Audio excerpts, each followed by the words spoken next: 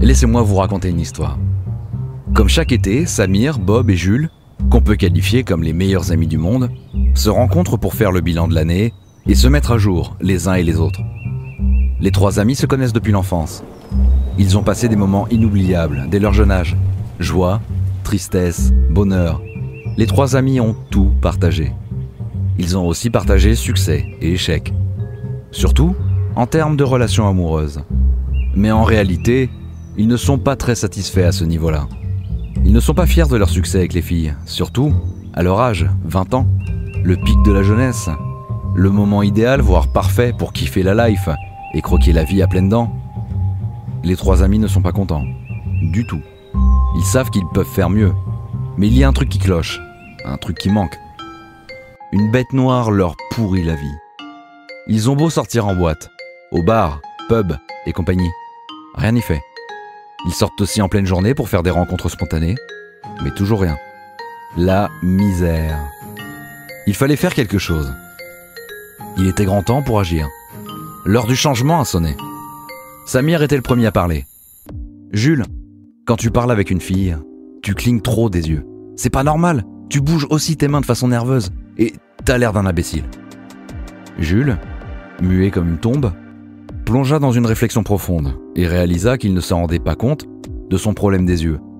La nouvelle l'a frappé comme une gifle en pleine face. Il regarda à côté et s'adressa à Bob. « Bob, toi, t'es un gros pervers. Ton style agressif ne plaît pas à tout le monde, surtout les filles. Tu les touches aux fesses avant même d'ouvrir ta bouche. Oui, tu peux être beau gosse et tout ça, mais on te rejettera toujours parce que tu passes tout le temps pour un obsédé sexuel. » Bob, tout comme Jules, se fit muet et réalisa aussi que son agressivité est la cause de ses échecs constants avec les femmes. Il se retourna vers Samir et lui dit « Et toi, Samir, tu rigoles à tes blagues comme un idiot ? Si la fille ne rigole pas, tu devrais pas non plus. Ton sens de l'humour est pathétique. » Samir aimait bien ses blagues. Il croyait qu'il était rigolo. En fait, il pensait à écrire un livre comique avec des blagues et des histoires rigolotes. Mais après avoir entendu la vérité qui blesse de la bouche de Bob, il a presque déprimé. Il ne s'attendait pas à voir que son humour, pourri, était son problème majeur avec les femmes. Samir répondit à Bob. « Et toi, ton style vestimentaire, c'est de la merde ? Je mettais les trucs que tu portes il y a 10 ans. Tu devrais changer ton style, l'ami. Tu es très démodé. Et aussi, tu es obèse. Si tu veux sortir avec des bombes, des jolies filles, tu devrais perdre au moins 15 kilos. » Un silence à la western remplit la salle. Les trois amis n'osaient pas se regarder. Ils étaient tous choqués par les vérités qu'ils venaient d'entendre. Jules prit son courage à deux mains et s'adressa à Samir, puis à Bob. « Samir, tu passes trop de temps à surfer sur Internet. Je sais que tu te masturbes tout le temps, chaque jour. Le porno est ton ennemi. Bob, tu dois changer ta coupe de cheveux. T'as l'air d'un gosse de 4 ans et tu ressembles à Titeuf. Jules, toi, t'es un obsédé par les numéros de téléphone. T'as 1 million de numéros et je ne t'ai jamais vu sortir avec une seule fille. Faut que tu arrêtes ton obsession.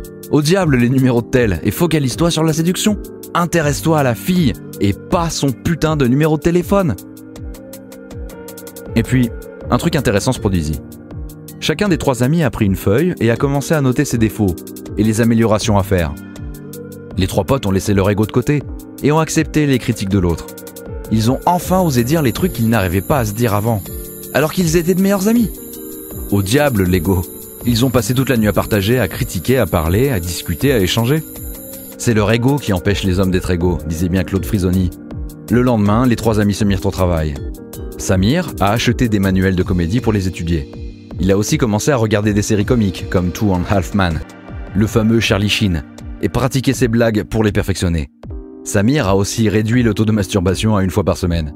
Il ne surfe plus beaucoup sur Internet et lit beaucoup de livres maintenant. Bob, quant à lui, s'est calmé avec son style agressif et traite les femmes désormais comme un gentleman.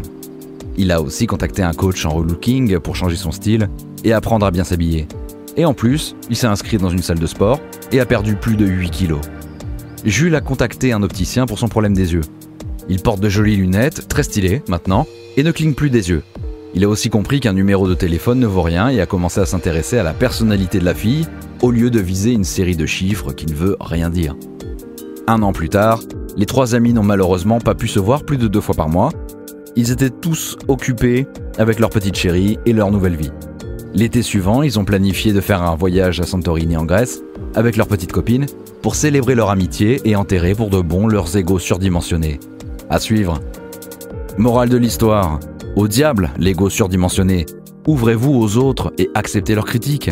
Travaillez sur vous-même et sortez de votre zone de confort. La vie est courte, la vie est belle. Alors, profitez-en au maximum et ne regrettez jamais rien, car vous le valez bien.